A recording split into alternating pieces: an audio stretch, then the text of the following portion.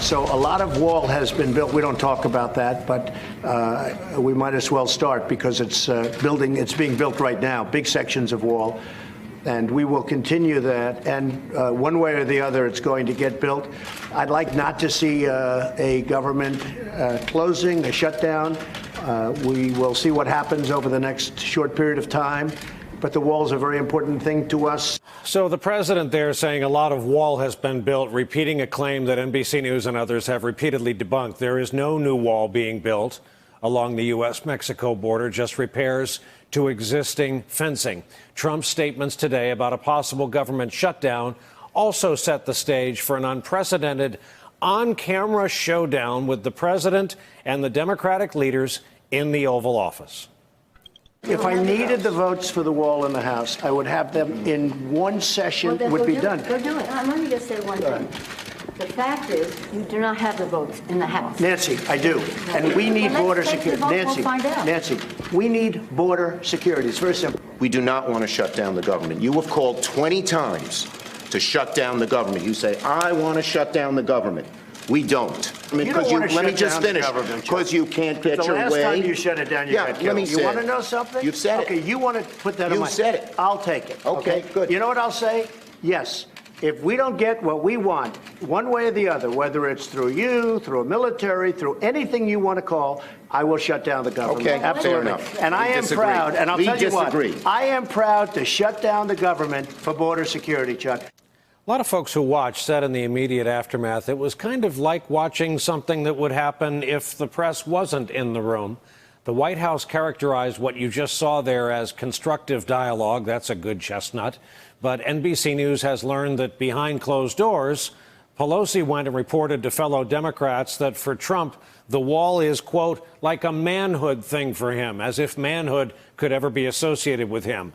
According to the LA Times, one administration official, speaking on the condition of anonymity, said Trump appeared upset after leaving the meeting, flicking a folder and sending its papers flying out. The aftermath of that meeting was not pretty, the person said. Well, with us to talk about is Shannon Pettypiece, White House correspondent for Bloomberg, and we have talked Robert Costa into a few more minutes with us. So, Shannon, Eli Stokols over at the LA Times reported the president was angry at Schumer for not keeping eye contact when he was making his points, playing at times to the pool cameras in the room. This from the most camera-aware president of the modern era. And evidently, the White House staff was concerned.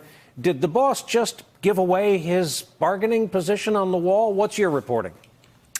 Well, there was this great moment. I mean, and it's interesting you mentioned that the way the president can kind of find his lens and is sort of the producer for Chuck Schumer there. But at that end, you could see, I think, the president lose his cool a bit. And like you said, give away his hand and give the Democrats exactly what they wanted, was for him to say, yes, I will shut down the government. Blame me. I would be proud to shut down the government over the wall. This is the Trump shutdown, which Nancy Pelosi came into that meeting trying to brand it as, and the president went right along with her. And you can see the expression on Schumer's face when Trump starts going down that path of saying, I'll shut the government down, I'll do it, blame me, it's all on me.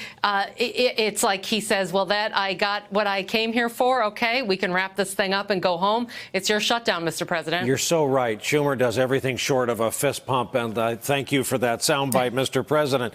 Hey, Bob, you've been around this president for years, going back well before he was president. You and I have remarked that at rallies, he'll use the phrase, our people, meaning his base, Trump people, not the American people as a whole. Is that his same kind of calculus when he talks about people would revolt if I were impeached, or people would support, he believes, a government shutdown? Is that his base he's talking about?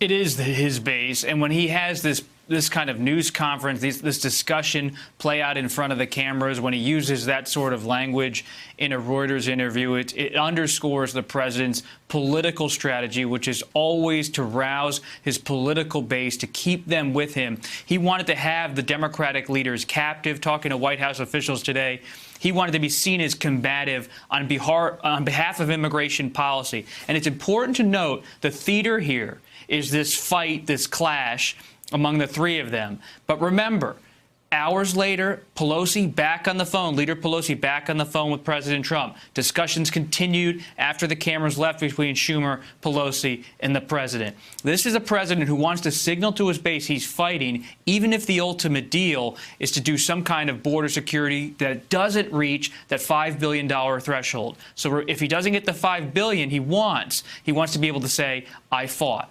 Okay, Shannon, you know this better than I do. Shutdowns are real. Somewhere there's a CDC researcher who has to put down his experiment and go home. Somewhere there's a forest ranger in the high Sierras, and she's on overnight fire watch, and she goes home trying to support 3 kids before Christmas. They're real when you're a federal employee.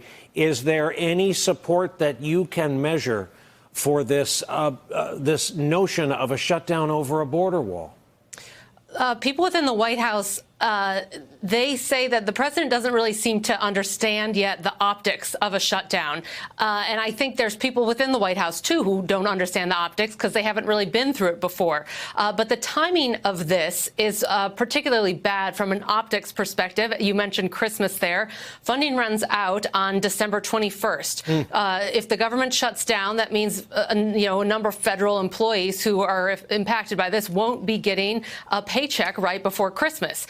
You have the president who is planning to travel the 2 weeks before at the end of the year to his Mar-a-Lago estate right around this time. You can imagine the Secret Service agents, the dozens or hundreds of Secret Service agents who may not be getting a paycheck down there protecting him if this government shuts down. And then if this goes on long enough, you have a real impact on the economy. The federal government is the largest employer in America. So, I mean, it's a potential, if it does drag on for a while, you could have an economic impact. So, I mean, it sounds tough, and the president gets to look combative. And of course, his base, they want that wall. This wall is so important to them. But yes, as you said, a government shutdown is real, and there's real implications for it. And the optics will be very bad, not to mention what it means to real people's lives at this time of year. Robert Costa, last word.